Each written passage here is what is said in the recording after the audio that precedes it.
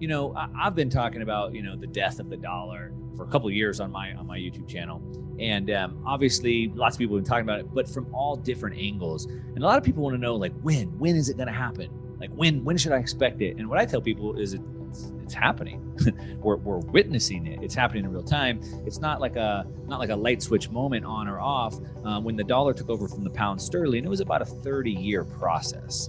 And so it's kind of like this up and down process, but it's actually happening. But I know you guys have talked about it a lot at length and from a bunch of different angles. So we can look at the problem that the United States, the Federal Reserve, the central banks are in, such as, interest rates can't rise because the debt levels are so high, they have to keep creating more. The currency's crashing, but they need to print more currency. So they're kind of stuck between a rock and a hard place. So I know it's been talked about from a lot of different angles, but I've been looking at it from a different angle. And the different angle that I'm looking at, obviously I look at those, but what's really interesting is how technology is disrupting things. And so I like to, if you watch any of my videos, you know that I typically try to go back and pull some historical reference to kind of illustrate where we're at, because I believe history is super powerful. And Mark Twain said it doesn't repeat, but it rhymes. It kind of does repeat too. I mean, we see things happening over and over. And so we have these like technology cycles where things kind of reset.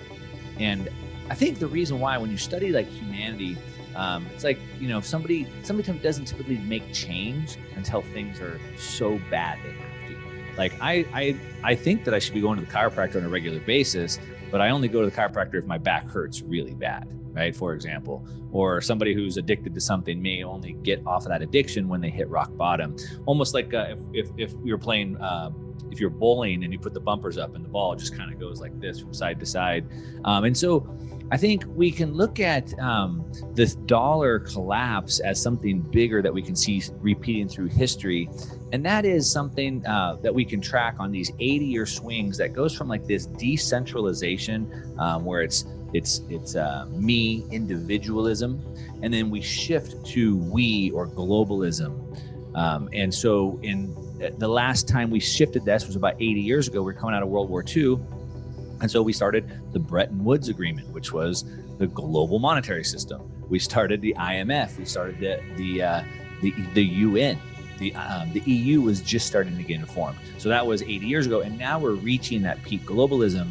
And when we look at the currency reset through that lens, we see that's a continuation. And so they are trying to change our money into this central bank digital currencies. And that is a continuation of that, where they're centralizing the money. Now, of course, the central banks have already centralized it, but central bank digital currencies will be at a whole new level of control and surveillance like we've never seen before. And so that, I think, when you look at the central bank digital currencies, you really see a different type of development. So think about just that statement that you just made or repeated from her, and then think about what I just talked about in these cycles, going from an individualism to a collectivism. And so right now we're reaching peak collectivism, and then the world will start to swing back to decentralization. So we're at peak collectivism. What was her statement? Hey, I get it. Savers are not going to like this, but we have to do it for the greater good, right? So that's like, we're all in this together. Hey, you must inject yourself with something experimental that's probably going to cause harm, but you have to, and don't do it for yourself. You must do that. You must, risk yourself to protect other people, right? So it's like all these statements are basically leading to the same place, which is this peak globalism that we're talking about. Now, to your point, they want to, and we've had this Keynesian economics, which is that we should always spend. And so we've created this culture of consumption. We always have to spend, we always have to buy, no saving, just spend everything up, take more debt, buy more things. And so when you look at that, and then you look at what they're trying to do with central bank digital currencies, there is something happening next year that's bringing this to a head that we'll talk about.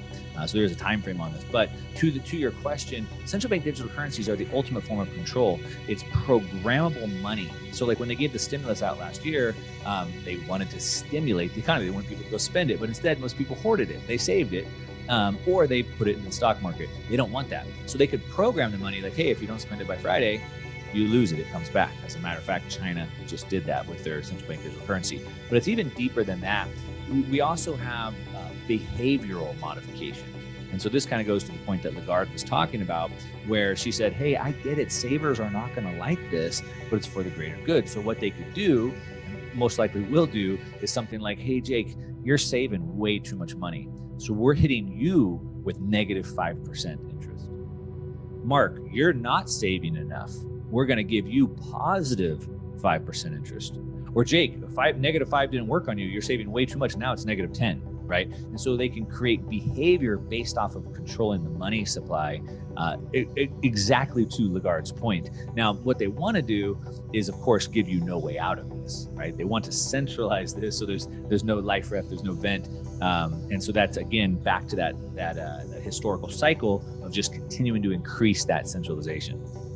Money as we kind of know it is changing, but China is kind of on the forefront of this. And it's probably no surprise to anybody who's paying attention that they've pretty much digitized their entire economy. So over in China, they use like a WeChat app, and they kind of already pay for everything with their app, and everything's kind of all inclusive on that. So it seems to make sense that that's kind of the first step for them. But last year, I believe October of last year, they actually released their central bank digital currency to the wild, meaning to retail. And they did it in like this limited rollout.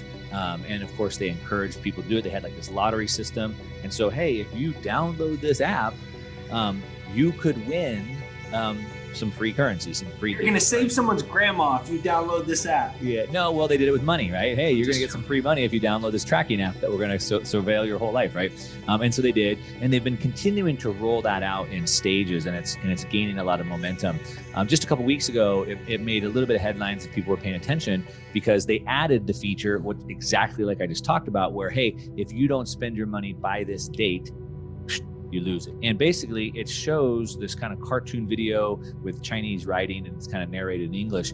And they're basically saying that they're coming to take out the SWIFT system, which of course, if anybody understands what the SWIFT system is, it's how the United States controls the monetary system. And so the US uses the dollar as a weapon, and they sanction countries. Sanctions on Iran, sanctions on Russia.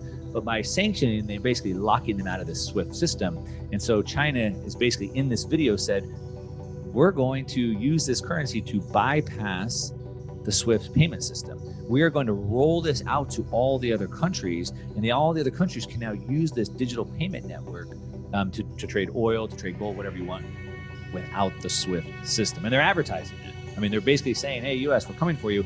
Shortly after that, we saw the Biden administration kind of come out and say, oh, shoot, this may be a threat. We need to look at that. So it was the first time we saw the US actually kind of recognize that and say something about that. But this is accelerating really fast. So like I said kind of earlier, everybody wants to know when is this happening? When is this happening?